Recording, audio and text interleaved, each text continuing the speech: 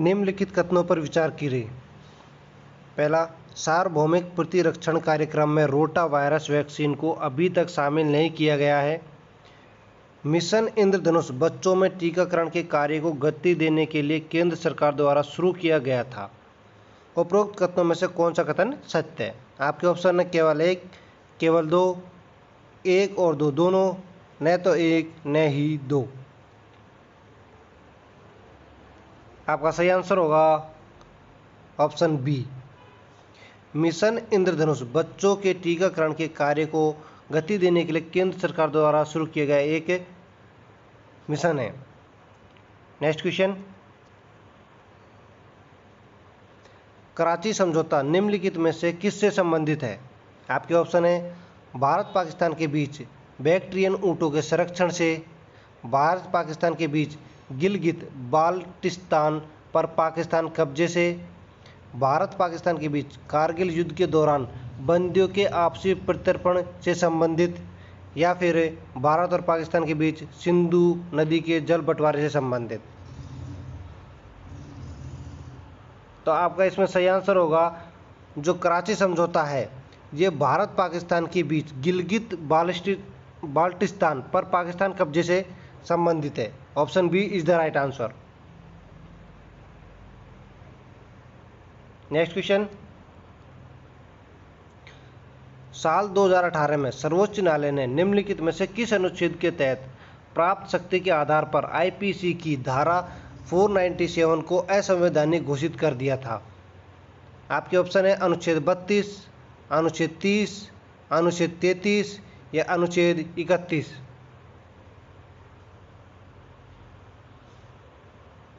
तो आपका सही आंसर होगा ऑप्शन ए, अनुच्छेद 32 के तहत आईपीसी की धारा 497 को असंवैधानिक घोषित कर दिया था सर्वोच्च न्यायालय ने। नेक्स्ट क्वेश्चन, 8 प्रमुख उद्योग क्षेत्र कोर सेक्टर इंडस्ट्रीज में से निम्न को उनके भार के घटते क्रम में लगाइए। आपके ऑप्शन दिए गए हैं।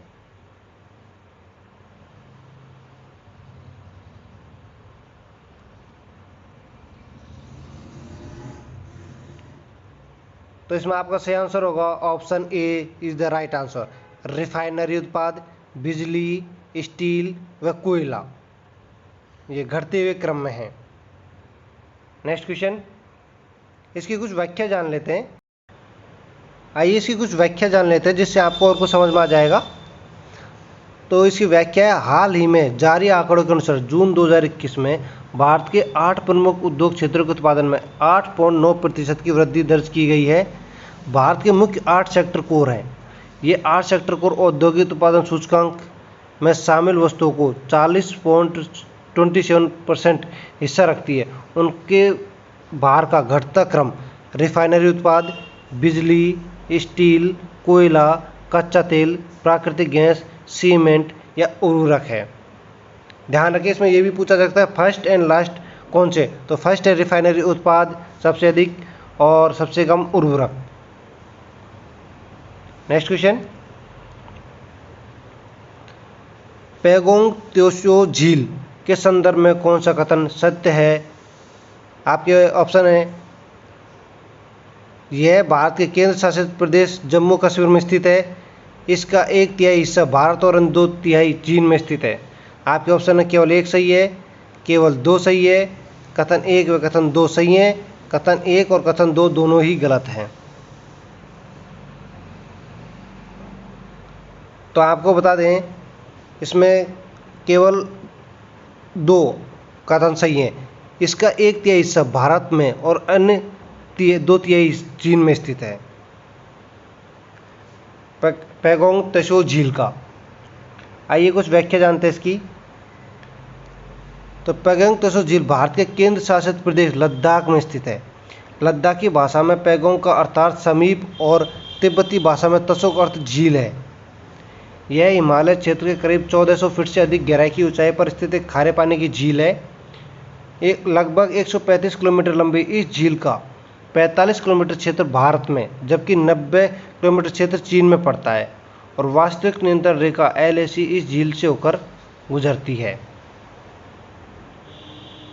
ध्यान रखिए, मतलब 45 किलोमीटर इंडिया में और 90 किलोमीटर चीन में है ये। इसी के साथ में आज के हमारे 5 क्वेश्चंस कंप्लीट होते हैं। थैंक यू एंड चैनल को सब्सक्राइब करें। धन्यवाद।